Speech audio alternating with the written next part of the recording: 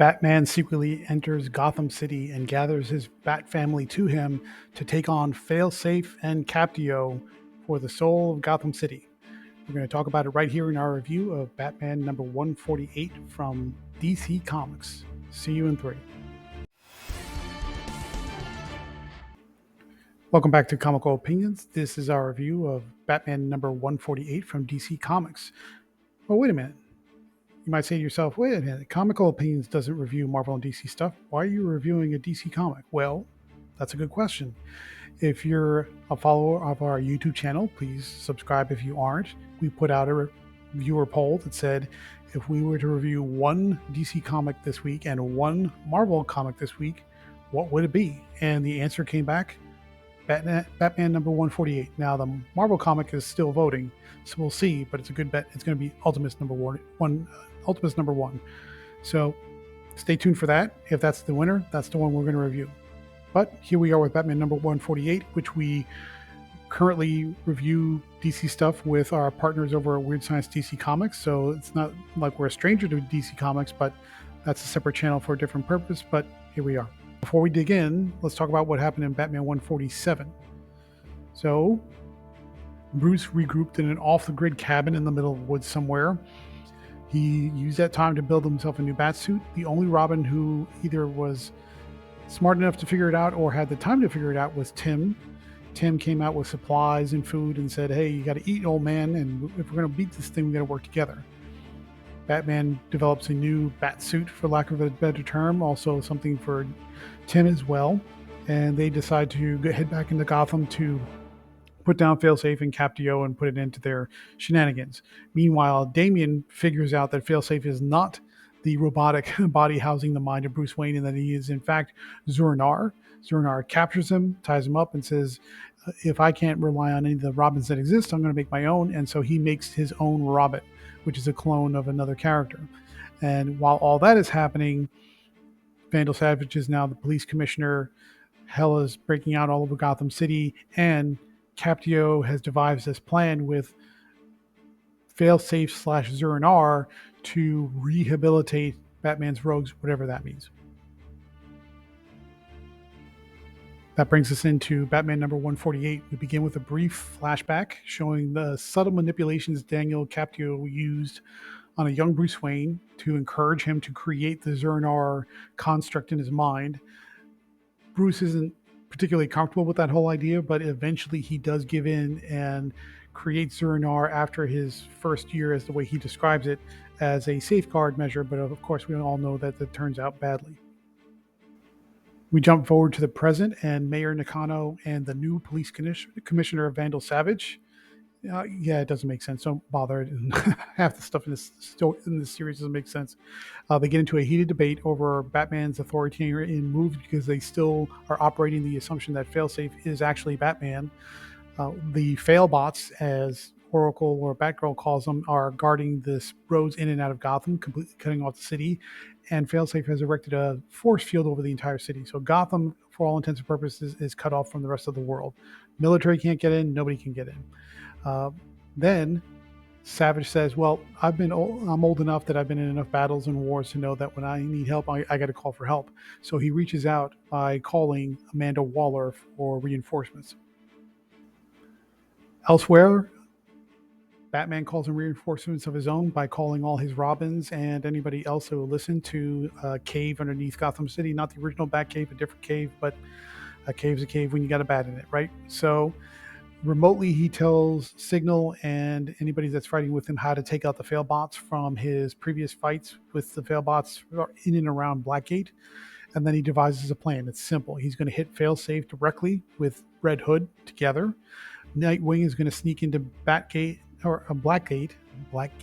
he's going to sneak into Blackgate to tap into the IT network and give Oracle a chance to tap in and take out any programs that might do some harm. And Tim Drake is going to sneak in and free Damian. Probably the biggest surprise of this entire series and this arc and this villain, Failsafe, is the plan works exactly as it was intended to.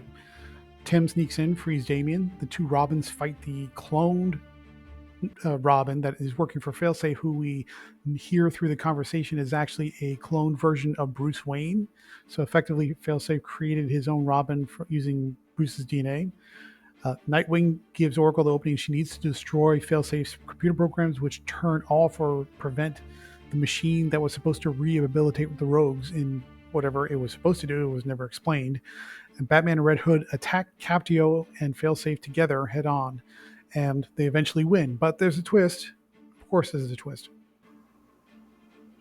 During the fight, Red Hood is killed when he takes a direct hit to the face by Failsafe, and I say killed in quotation marks.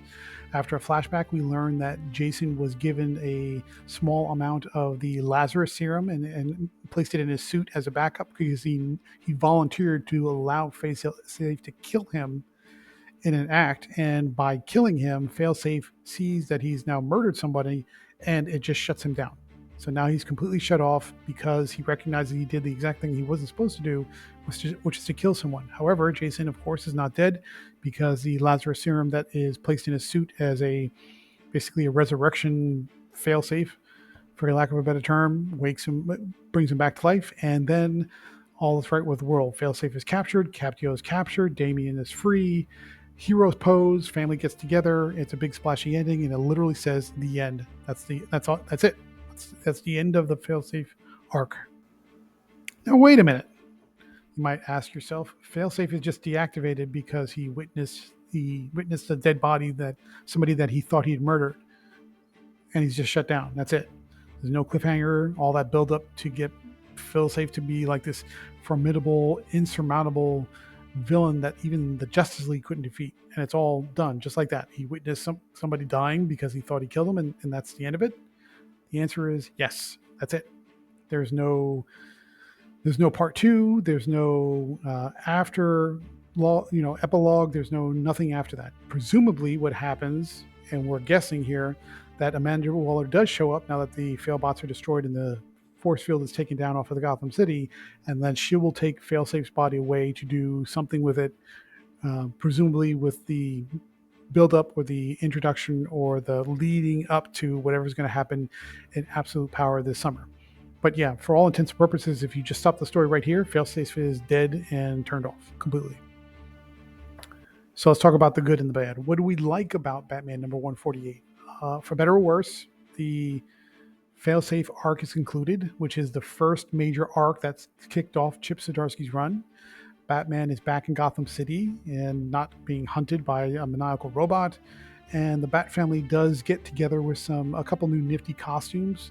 It's never really explained why they did that. Presumably it's to kind of tell which Robin is which during the big fight, but they never really say it that way. But that's kind of the implied reasoning behind that. And there is, during the planning stages, Batman and Jason do have a personal moment that feels like they're mending bridges and maybe restoring the relationship. It's not a big moment, but it's there. It is noticeable, and for Jason Todd fans, that feels like a good thing. So what didn't we like about Batman number 148? For DC and Marvel, it always seems to come back to the same typical kind of problems. So many open threads, so many plot holes, things that just don't get addressed.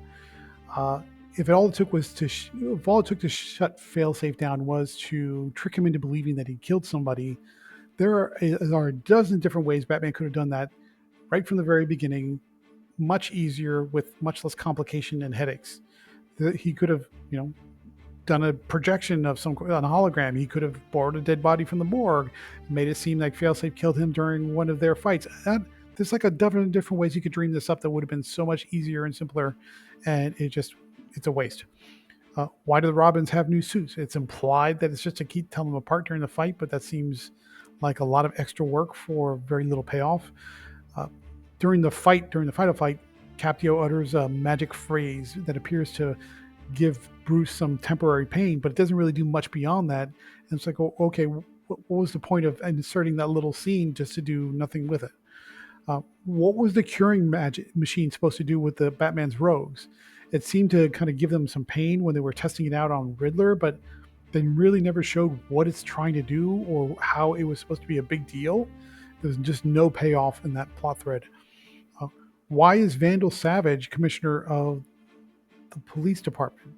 Where, how did Mayor Nakano think that was a good idea? And why did Zdarsky bring in Vandal Savage into the story in the first place? Because he does nothing with him. He makes him police commissioner, but that winds up going nowhere. Does he still own Wayne Manor? Why did he buy Wayne Manor in the first place if he does nothing with it? This whole concept of bringing Vandal Savage in, but it was just completely useless. And the more you think about the start of Zdarsky's run to now, the potential that was started with introducing Failsafe as this really powerful threat to Batman and the way he operates and the way he does things, all these threads and plot points and things that were brought up just go nowhere. They don't pay off. And even Failsafe himself, it was just beaten so with such a clear loophole in how Failsafe operates. It's just all a waste. It's all just nothing. It was just completely wasted. So let's switch gears and talk about the art. Jorge Jimenez does a fantastic job with this issue. I mean, we're going to argue about the story all day long, but the art, it looks great. Even with the sort of temporary redesigns of Batman and some of the Robins, they look interesting and kind of weird and kind of out there, but in a way that sticks out I think just catches your eye, which is good. Plus, you get plenty of drama. The fight choreography is fantastic. The character acting, especially in that personal moment between Bruce and Jason, is really strong. And then, just visually speaking, overall, this is a great looking comic. Just have no quibble about how it's visually presented. It's just the story is just nonsense. I won't say it's terrible, but it's just not up to snuff of the art. This is a situation where the art is wasted on a lesser story. Final thoughts. What do we think about Batman number 148 from DC Comics? This marks the end of Chip Zdarsky's first major arc on Batman with his first major original creation. You get big fights, you get some family hugs, you get some great art. But at the end of the day, it's just a slapdash, really shortcut and weird way to wrap it all up in a hurry. Just feels rushed. It feels unsatisfying, and it's just really well below what you would have expected from the way the arc started in the first place, all the way back, I think, about a year and a half at this point. The art looks fantastic.